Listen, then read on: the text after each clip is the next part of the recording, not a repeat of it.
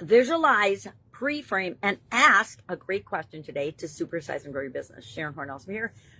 And today in this year's annual challenge, as well as Supersize Your Business, we're discussing the power of visualization, the power of seeing in your mind's eye exactly what it is that you want and desire. And then you start moving toward that. We could talk about all kinds of visualization techniques, but I won't, because I would go way longer than the 10-minute requirement for this type of a short form video. Pre-framing to me is practicing ahead of time in my mind, which is actually a form of visualization. And whenever I'm doing something new, whenever I want to stretch my comfort zone, whenever I want to say yes to something that I'm a little afraid of or nervous about, I run it through in my mind and say, okay, what's the best that could happen? What's the worst that could happen? And then I focus on the best that could happen, performing and practicing in a way that I want to. I used this on myself before I even knew what it was, although I might have heard of it from Tony Robbins or Jim Rohn prior to that, back when I was in corporate America. But I was asked to do a lot of things in corporate America that were outside of my comfort zone and that required me to really stretch my comfort zone. For example, within the first couple of months of a new job, I was asked to put on, plan, organize, and host the company-wide and their families party.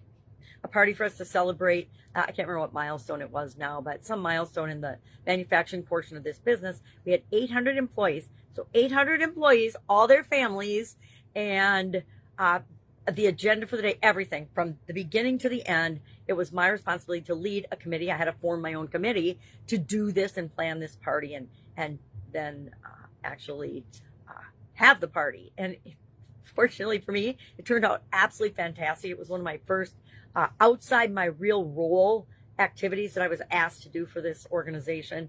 And lucky for me, it turned out really, really well, right? Why?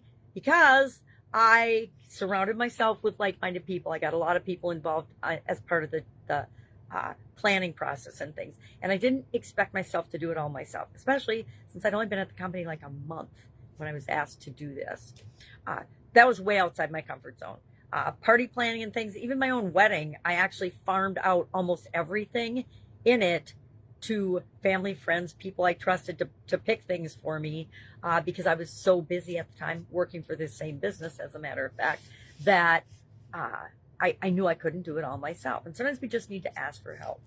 Another example is I did volunteer. I volunteered to present in several situations in front of either the entire organization or in front of, and I'm talking about corporate America, in front of the executive committees and the executive teams. Why?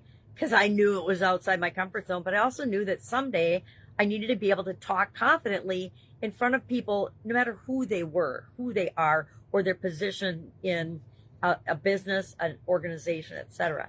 I knew I would need that skill, so I practiced it. I visualized myself. You can never underestimate the power of preparation and the power of practice. Practice in front of the mirror. My dad taught me that when he was in corporate America. We would watch my dad when he was getting ready for presentations in front of the board of directors, etc. He would practice over and over and over again. He'd practice on us. He'd practice on my mom. He'd practice in front of the mirror. And that stuck with me as a really good strategy for overcoming my fear by being prepared. And pre-framing, to me, is one of the best things that we can do to get the outcome we want in any situation, big situations and little situations.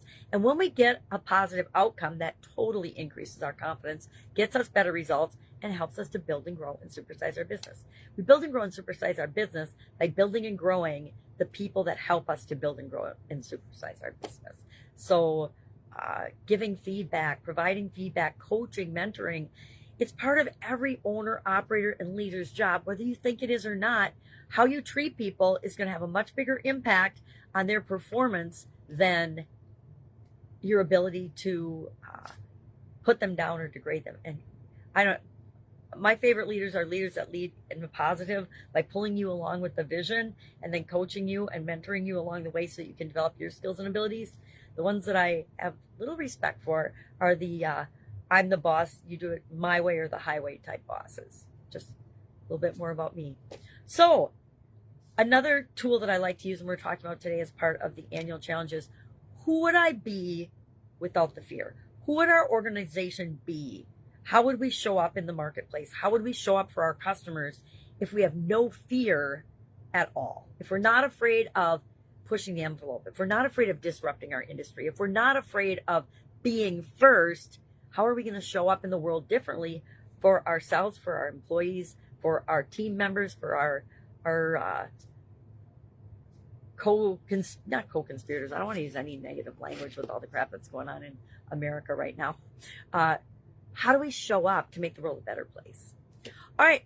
Love to know your take on this. Do you visualize? Do you pre-frame? Do you practice? Do you ask yourself tough questions like, who would I be personally? How would we show up as a business if we weren't afraid of the competition? If we weren't afraid of the government? If we weren't afraid of industry controls and things like that? All right. Have a great day. I'll, of course, do it tomorrow. I'm rambling.